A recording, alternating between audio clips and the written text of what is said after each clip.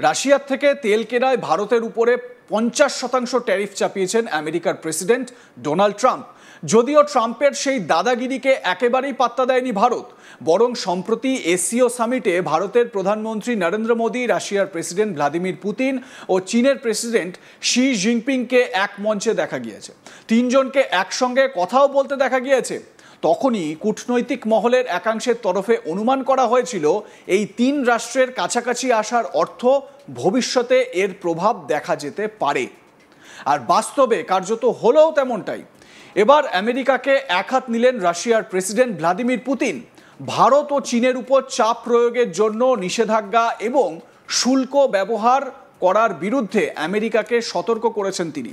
Putin বলেছেন, এই ধরনের পদক্ষেপ অর্থনৈতিক জবরদস্তির শামিল এবং বিশ্বব্যাপী শক্তি ভারসাম্যকে অস্থিতিশীল করার ঝুঁকির মধ্যে ফেলে।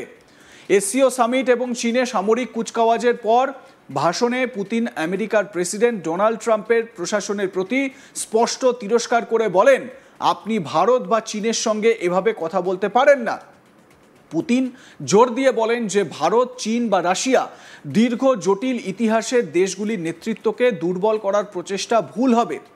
পুতিন আরও বলেন, কঠিন ইতিহাসের মধ্য দিয়ে নির্মিত তাদের নেতৃত্বকে দুর্বল করার চেষ্টা একটি ভুল। তিনি সমস্ত দেশকে সমানভাবে বিবেচনা করার আহ্বান জানিয়েছেন এবং বিশ্বব্যাপী বিষয়গুলিতে আধিপত্য বিস্তারের পশ্চিমী প্রচেষ্টাকে প্রত্যাখ্যান করেছেন। পুতিন বলেন, ভারতের মতো দেশে প্রায় 1.5 বিলিয়ন জনসংখ্যার দেশ। চীনের অর্থনীতি শক্তিশালী, কিন্তু তাদের নিজস্ব অভ্যন্তরীণ রাজনৈতিক ব্যবস্থা এবং আইনও আছে। তাই যখন কেউ আপনাকে বলে যে তারা আপনাকে শাস্তি দেবে, তখন আপনাকে ভাবতে হবে যে সেই দেশগুলির নেতৃত্ব কিভাবে করতে পারে, সেই সব বড় দেশগুলির মানে কি অবস্থা করতে পারে, যাদের ইতিহাসেও কঠিন সময়কাল রয়েছে, যা উপনিবেশবাদের সঙ্গেও সম্পর্কিত ছিল, দীর্ঘ সময় ধরে তাদের সার্বভৌমত্বের উপর আক্রমণের সঙ্গে সম্পর্কিত ছিল। আপনাকে বুঝতে হবে যে তাদের মধ্যে কেউ যদি দুর্বলতা দেখায়, তার রাজনৈতিক ক্যারিয়ার শেষ হয়ে যাবে। তাই এটি তার আচরণকে প্রভাবিত করে। ঔপনিবেশিক যুগ এখন শেষ হয়ে গিয়েছে। তাদের বুঝতে হবে যে তারা তাদের অংশীদারদের সঙ্গে কথা বলার সময় বা পার্টনারদের সঙ্গে কথা বলার সময় এই সুর ব্যবহার করতে পারেন না। তবে শেষ পর্যন্ত সব কিছু ঠিক হয়ে যাবে, সব কিছু নিজের জায়গা করে নেবে এবং আমরা আবার একটি স্বাভাবিক রাজনৈতিক আলোচনা দেখতে পাব। স্পষ্ট ভারত এবং চীনের সমর্থনে পাশে দাঁড়িয়েছেন ভ্লাদিমির পুতিন, রাশিয়ার প্রেসিডেন্ট। কি বলেছেন তিনি, শোনাবো তার মুখেই। You have countries like India, almost 1.5 billion people, China, with powerful economies, but they also have their own domestic political mechanisms and laws. So when somebody tells you that they're going to punish you,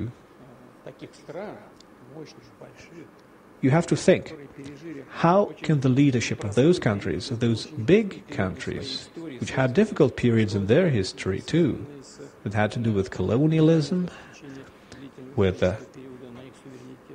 attacks on their sovereignty during prolonged periods of time, you have to understand that if one of them shows weakness, his political career will be over, so that influences his behavior. Just the colonial era is now over. They have to realize that they cannot use this tone in speaking with their partners. But ultimately, things will be sorted out, everything will take its place, and we will see a normal political dialogue again. উল্লেখ্য, সম্প্রতি SCO সামিটে একসঙ্গে দেখা গিয়েছে Modi, Putin ও জিনপিংকে।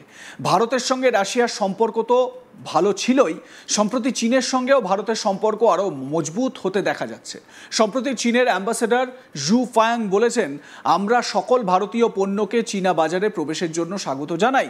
চীন চাইবে আরও ভারতীয় উদ্যোগ চীনে বিনিয়োগ করুক। আশা করা হচ্ছে যে ভারতে চীনা উদ্যোগগুলির জন্য একটি ন্যায্য বৈষম্যহীন ব্যবসায়িক পরিবেশ প্রদান করতে পারবে, যাতে শিল্পের সাধারণ লালন পালনকে উৎসাহিত করা যায় এবং দুই দেশের জনগণ উপকৃত হয়। জু ফায়াং এ বিষয়ে কি বলেছিলেন, শোনাবো তার বক্তব্য। We welcome all Indian commodity to enter the Chinese market. India has a competitive edge in IT, software, and biomedicine, while China is seeing rapid expansion in the fields of electronic manufacturing, infrastructure construction, and new energy. If connected, the two major markets will produce an effect of 1 + 1 bigger than 2. The Chinese side welcomes more Indian enterprises to invest in China. It is also hoped that the Indian side could provide a fair, just, and non-discriminatory business environment for the Chinese enterprises in India, so as to promote common development of industries and benefit the people of the two countries. তার আগে রাশিয়ার তরফেও কার্যত এমনই বার্তা পাওয়া গিয়েছে। রাশিয়ার রাষ্ট্রদূত রোমান বাবুশকিন বলেছিলেন, যদি আমেরিকার বাজারে ভারতের ঢুকতে সমস্যা হয় তাহলে ভারত নিজের পণ্য রাশিয়ায় রপ্তানি করতে পারে। রাশিয়ার থেকে ক্রুড অয়েল কেনার জন্য ভারতের উপরে আমেরিকা যে চাপ সৃষ্টি করছে তা অযৌক্তিক ও একপাক্ষিক। ভারতের জন্য কঠিন পরিস্থিতি তৈরি হচ্ছে, তবে আমাদের সম্পর্কের উপরে আস্থা আছে। আমরা আত্মবিশ্বাসী যে বহিঃশক্তির চাপের পরও ভারত রাশিয়ার শক্তি চুক্তি জারি থাকবে। রোমান বাবুশকিন কি বলেছিলেন তার বক্তব্যে সেটাও শোনাবো আপনাদের। If the Indian goods are facing difficulties entering the US market, the Russian market is, would welcome Indian imports to the most extent possible. So don't worry about that. So as far as energy is concerned, indeed, so we see that actually that would be quite detrimental to the global economic stability and energy security. As we discussed before, Russia is the largest producer of oil. India is the largest consumer. Any kind of unilateral actions lead to disruptions in supply chains, needs to imbalance in pricing policies, so it would potentially lead to price hikes and destabilization of global markets and endangering energy security of developing countries, first of all. এবার SEO সামিটের পর চীনে victory day parade শেষ হওয়ার পর Vladimir Putin রাশিয়ার president, তিনি ভারত তার নিজের বন্ধু, দুই বন্ধু, বিশ্বস্ত বন্ধু ভারত এবং চীনের সমর্থনে যেভাবে দাঁড়ালেন এবং ডোনাল্ড ট্রাম্প তথা আমেরিকাকে বুঝিয়ে দিলেন যে আমেরিকার দাদাগিরি আর চলবে না, তা এক কথায় এটাই বোঝাচ্ছে যে আগামী দিনে এই ত্রিশক্তির একটা অক্ষ সারা বিশ্বে প্রভাব ফেলতে চলেছে। আপনাদের মতামত কি জানাতে ভুলবেন না। দেখতে থাকুন আজ তাক বাংলা, সাবস্ক্রাইব করুন আমাদের ইউটিউব চ্যানেলটি।